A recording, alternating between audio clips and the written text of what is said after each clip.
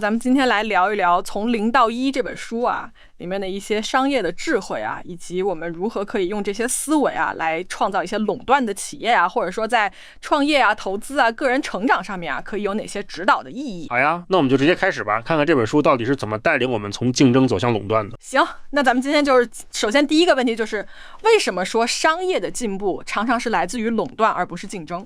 哦，好问题。那我觉得这个书里面其实讲的还是挺清晰的，就是我们可以对比一下，比如说美联航和谷歌，对吧？那美联航，你想它要投入多少飞行员的训练呀、飞机的维护啊，然后它一年运送一个乘客可能就赚几美元。那谷歌呢，你想它就是一个搜索框，它2023年的净利润是超过800亿美元。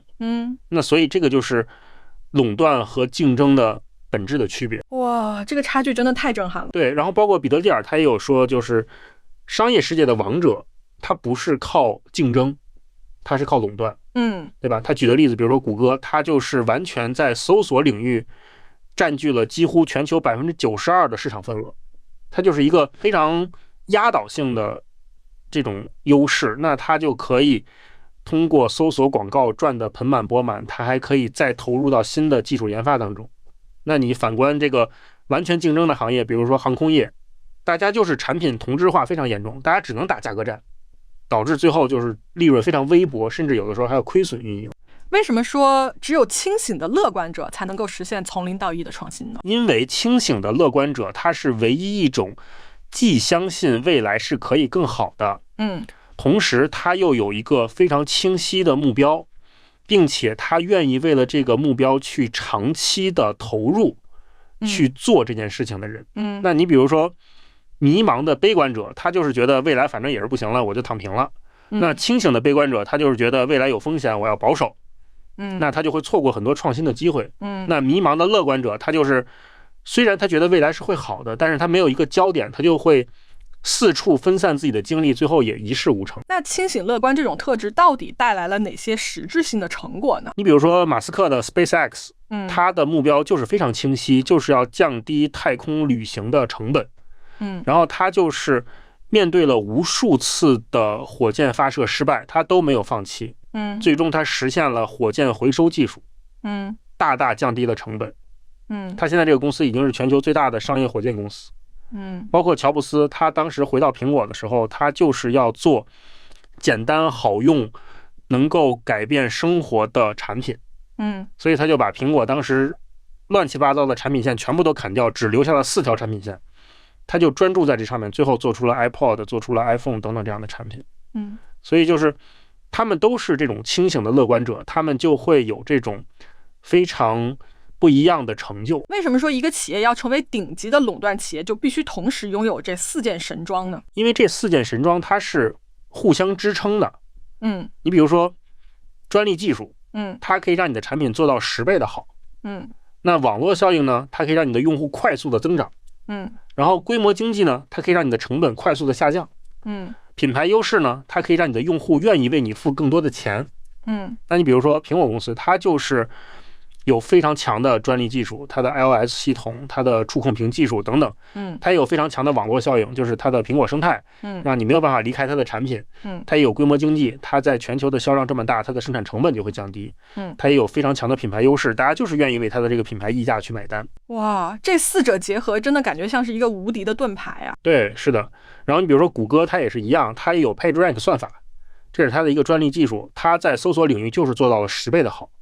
它也有网络效应，就是大家都用谷歌，所以你也不得不用谷歌。它也有规模经济，它的这个云服务等等，它的成本也很低。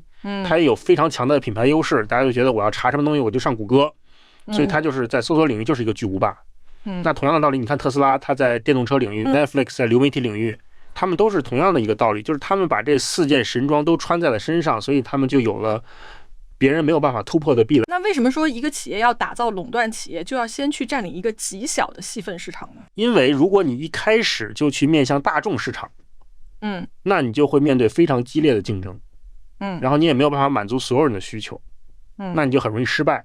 那你比如说 PayPal， 它一开始的时候，它是做这个 PDA 上面的转账工具的，那个时候他就做的不温不火。后来他就发现 eBay 上面的那些超级卖家，他们对于收款是有非常强烈的需求的。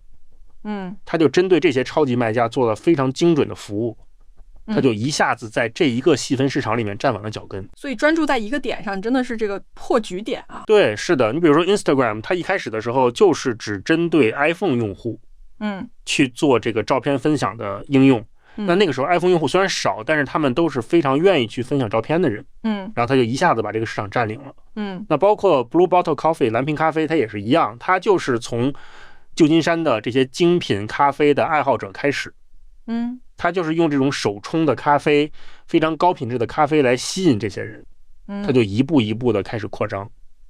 对，所以就是先专注在一个细分市场，把它做深做透，再一步一步的往外扩展。为什么说这个密律法则会决定一个人创业投资或者说个人发展的成败呢？因为这个密律法则它其实讲的就是一个不平衡性，或者说叫28法则的极致。就是比如说在风险投资这个行业里面，可能1%的项目赚了99%的钱。那你比如说 A16Z 他们投了 Facebook， 他们获得了100多倍的回报。那这个回报可能比他们投的其他所有项目加起来的回报还要高很多倍。那同样的道理，在公司里面，可能10%的员工创造了90%的价值。比如说谷歌的 Gmail， 它其实就是员工在20%的自由时间里面做出来的。那这个 Gmail 后来其实贡献了谷歌非常大的一部分营收。那包括在 YouTube 上面，可能1%的创作者赚了90%的钱。哇，这个分布真的太让人惊讶了。对，是的，所以这个就是告诉我们，无论是创业还是投资还是个人发展，我们都要找到那个最关键的因素，然后把我们的精力集中在那一点上。你比如说马斯克，他同时在做很多家公司，但是他其实每一家公司他都是非常专注在一个核心的问题上。他把这些公司的资源也会整合起来使用。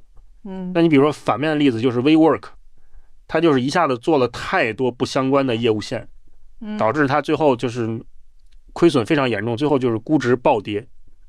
对，所以包括我们个人也是一样。你比如说 AI 行业里面那些专注在大语言模型优化的工程师，他们的收入就是比普通的工程师要高很多。那同样的道理，在 YouTube 上面那些专注在游戏剧情解析的这种顶尖的创作者，他的收入可能是普通创造者的100倍甚至更多。那为什么说在从0到1的过程当中，一个好的团队是非常重要的？因为一个好的团队，它可以让你的创意变成现实。而一个不好的团队，它可能会把你很好的想法也给磨灭掉。你比如说谷歌的2个创始人，拉里·佩奇，他是一个技术天才。然后谢尔盖·布林，他是一个非常懂商业运作和管理的人。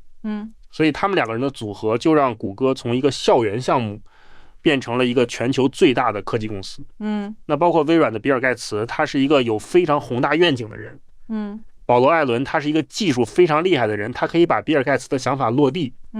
所以他们2个人的合作就奠定了微软在操作系统领域的霸主地位。哇，看来这种互补性真的是成功的一个秘诀啊。对，是的。你看反面的例子就是 Snapchat 的2个创始人，他们就是因为权力分配的问题产生了内耗。然后导致他们最后就是错过了短视频发展的黄金时期，被 TikTok 后来居上。对，包括谷歌，他在招聘的时候，他也是非常看重价值观的匹配。他会通过一些行为面试来确保这个人他是认同谷歌的价值观的。